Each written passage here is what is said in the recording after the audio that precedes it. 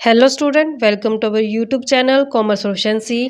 आज की क्लास में कवर करेंगे टॉपिक कि डिफरेंस क्या है आइसोकांट कर्व के बीच में, इंडिफरेंस कर्व के बीच में। हमने दोनों ही टॉपिक को कवर किया हुआ है, इंडिफरेंस कर्व भी कवर किया हुआ है। आइसोकांट कर्व को हमने लास्ट क्लासेस में ही कवर किया हुआ है। अगर अभी तक आपने लास्ट क्लासेस नहीं देखी, देखिए ताकि आपके स्टडी में कंसिस्टेंसी बनी रहे। अगर अभी तक आपने मेरे चैनल कॉमर्स प्रोफिशिएंसी को सब्सक्राइब नहीं किया, सब्सक्राइब कीजिए और बेल आइकन जरूर प्रेस कीजिए ताकि जब भी मैं न्यू वीडियोस अपलोड करूं सबसे पहले नोटिफिकेशन आपके पास जाए, आप वीडियोस को सबसे पहले देखें और आपकी स्टडी बूस्टअप हो। आइसो कर्व में हमने कवर किया था पॉइंट की आइसो का मतलब होता है इक्वल, क्वांट मतलब क्वांटिटी। तो यहाँ पे जो आइसो कर्व का जो यूज़ किया था प्रोड्यूसर के पॉइंट ऑफ व्यू से किया था। तो आइसो कर्व में हम देखते थे कि इस तरीके से एक प्रोड्यूसर है, दो डिफरेंट इनपुट वेरिएबल्स का यूज़ करके, फैक्टर इनपुट का यूज़ करके कितना वो आउटपुट है जो ले सकता। तो यहाँ पे आइसो में हम देखा था कि एक प्रोड्यूसर इंडिफरेंस रहता है कि वो चाहे किसी मर्जी कॉम्बिनेशन को चूज़ करे। दो फैक्टर्स के हमने कॉम्बिनेशन बनाए थे जब हमने स्टार्टिंग में इसको कवर किया था। तो वहाँ पे हमने देखा था कि जो आइसोकांट कर्व था वहाँ पे जो डिफरेंट कॉम्बिनेशन बनाए थे, उन हर एक कॉम्बिनेशन पे जो आउटपुट मिल रहा था प्रोड्यूसर को वो इक्वल मिल रहा था। तो यहाँ पे एक प्रोड्यूसर इंडिफरेंस था कि किसी मर्जी कॉम्बिनेशन को चूज़ कर सकता है वो, क्योंकि हर कॉम्बिनेशन के ऊपर क्या था, इक्वल आउटपुट था। तो इंडिफरेंस कर्व में क्या था, तो यहाँ पे इंडिफरेंस कर्व था जो एक कंज्यूमर के पॉइंट ऑफ व्यू से था, जहाँ पे कंज्यूमर इंडिफरेंस था कि वहाँ पे हमने देखे थे दो कम्युनिटी के बीच में हमने अलग अलग कॉम्बिनेशंस बनाए थे, जहाँ पे हमने देखा था एक कंज्यूमर किसी मर्जी कॉम्बिनेशन को चूज़ कर सकता था इंडिफरेंस कर्व के ऊपर, जहाँ पे उसको हर कॉम्बिनेशन में इक्वल लेवल ऑफ सेटिस्फेक्शन जो अचीव होता था। तो यहाँ पे आज हम दोनों के बीच में डिफरेंस क्या वो कवर करते हैं। आइसोकांट कर्व जो थे प्रोड्यूसर के पॉइंट ऑफ व्यू से होता है और जो इंडिफरेंस कर्व होता है कंज्यूमर के पॉइंट ऑफ व्यू से, हम जिसको देख के चलते हैं। तो मेन डिफरेंस क्या इसका आज कवर करते हैं कि आइसोकांट कर्व होता है ये एक much similar kind of role in production theory, कि जो आइसोकांट कर्व है ये किस चीज में रोल प्ले करता है, ये प्रोडक्शन थ्योरी के अंदर रोल प्ले करता है। क्योंकि यहाँ पे हम देखते हैं ये प्रोड्यूसर चेक करता है कि कौन से कॉम्बिनेशन को चूज करे जहां से उसको जो इक्वल क्वांटिटी है जो अचीव हो सकती है। तो यहाँ पे इंडिफरेंस रहता है एक प्रोड्यूसर जो होता है आइसोकांट कर्व के ऊपर, क्योंकि हर कॉम्बिनेशन के ऊपर जो आउटपुट उसको सेम क्वांटिटी का मिलता है। और जो इंडिफरेंस कर्व था ये डिमांड थ्योरी के अंदर रोल प्ले करता है, क्योंकि कंज्यूमर के पॉइंट ऑफ व्यू से हम इसको समझते हैं। क्योंकि यहाँ पे इंडिफरेंस कर्व के अंदर जो कंज्यूमर होता है वो इंडिफरेंस रहता है किसी मर्जी कॉम्बिनेशन को चूज करने के लिए, क्योंकि वहां पे उसको हर एक कॉम्बिनेशन के ऊपर इक्वल लेवल सेटिस्फेक्शन जो अचीव होता है। Having studied the characteristics of isocant curves, one draws the conclusion that these curves are akin और टू डिफरेंट कर्व्स। तो यहाँ पे हमने दोनों की कैरेक्टरिस्टिक्स पढ़ी थी, हमने दोनों ही टॉपिक कवर किए हैं। इंडिफरेंस कर्व भी पढ़ चुकी हैं, आइसोकांट कर्व भी पढ़ चुके हैं। तो यहाँ पे कुछ ना कुछ इनके बीच में डिफरेंसेस पाए गए हैं। तो क्या डिफरेंसेस है कहते हैं, इसको हम कवर करते हैं। सबसे पहला जो डिफरेंस आता है, जो इंडिफरेंस कर्व है ये बताता है अलग अलग कॉम्बिनेशन दो कम्युनिटी के बीच में जो इक्वल लेवल ऑफ सेटिस्फेक्शन जो कंज्यूमर को प्रोवाइड करवाते हैं। यानी कि इंडिफरेंस कर्व के ऊपर हमने देखा था कि अलग अलग कॉम्बिनेशन बनाए गए थे दो कम्युनिटी के बीच में, कि कंज्यूमर कैसे दो कम्युनिटी का जो इकट्ठा परचेज कर सकता है, कितनी क्वांटिटी ए कम्युनिटी की बाई करे, कितनी बी कम्युनिटी की क्वांटिटी को बाई करे, जहाँ पे उसको सेटिस्फेक्शन क्या हो, इक्वल हो जाए। तो यहाँ पे कंज्यूमर के पॉइंट ऑफ व्यू से देखा था कि अलग अलग मतलब कॉम्बिनेशन बनाए थे टू कम्युनिटीज़ के, जहाँ से उसको इक्वल लेवल ऑफ सेटिस्फेक्शन है जो कंज्यूमर को मिलता था।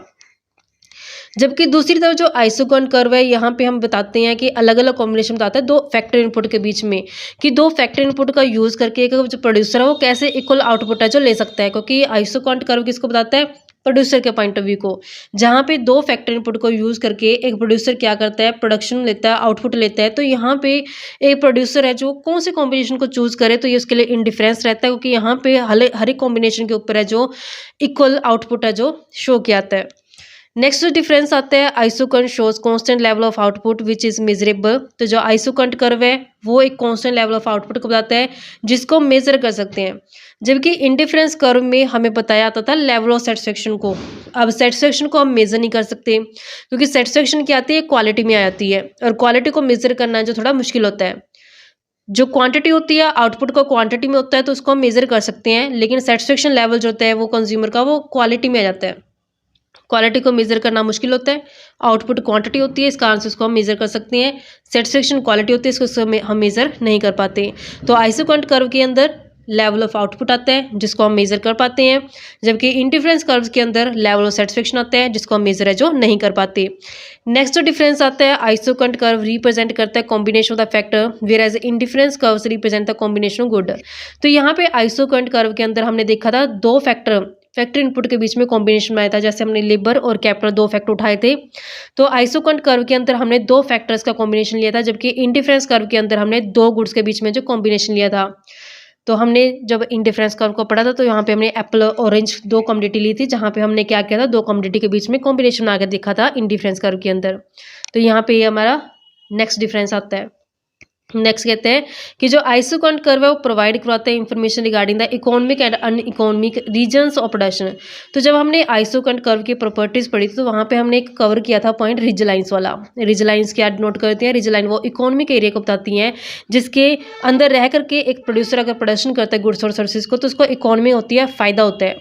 तो जो रिज लाइन के बियॉन्ड एरिया रह जाता था उसको हम अनइकोनॉमिक एरिया कहते थे, क्योंकि वहाँ पे रिज लाइन के बियॉन्ड प्रोडक्शन करने से प्रोड्यूसर का जो डिस इकोनॉमीज होनी शुरू होती थी। तो यहाँ पे आइसोकंट कर्व के अंदर तो हमें पता चल जाता है कि इकोनॉमिक एरिया कौन सा, डिस इकोनॉमिक एरिया कौन सा है, जबकि इंडिफरेंस कर्व के अंदर ऐसी कोई इन्फॉर्मेशन नहीं मिलती है कि इकोनॉमिक कंजप्शन एरिया कौन सा और अन इकोनॉमिक रीजन क्या है कंजप्शन एरिया का। नेक्स्ट हमारे पास जो डिफरेंस बनता है, स्लोप है जो आइसोकंट कर्व का, वो इन्फ्लुएंस होता है technical possibility of substitution between factor of production. तो जब हमने आइसोकंट कर्व पढ़ा था तो वहाँ पे हमने एक पॉइंट कवर किया था marginal rate of technical substitution का।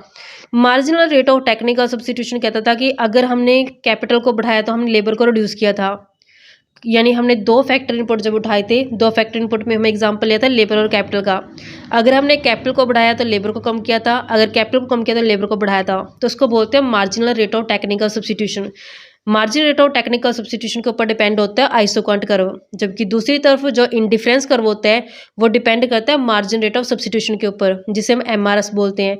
क्योंकि यहाँ पे एमआरएस यानी कि मार्जिन रेट ऑफ सब्स्टिट्यूशन बोलता है कि अगर हमने एप्पल को बढ़ाया तो ऑरेंज को कम करना पड़ेगा, अगर एप्पल को कम किया तो ऑरेंज को बढ़ाना पड़ेगा, तो इसको बोलते हैं मार्जिन रेट ऑफ सब्स्टिट्यूशन।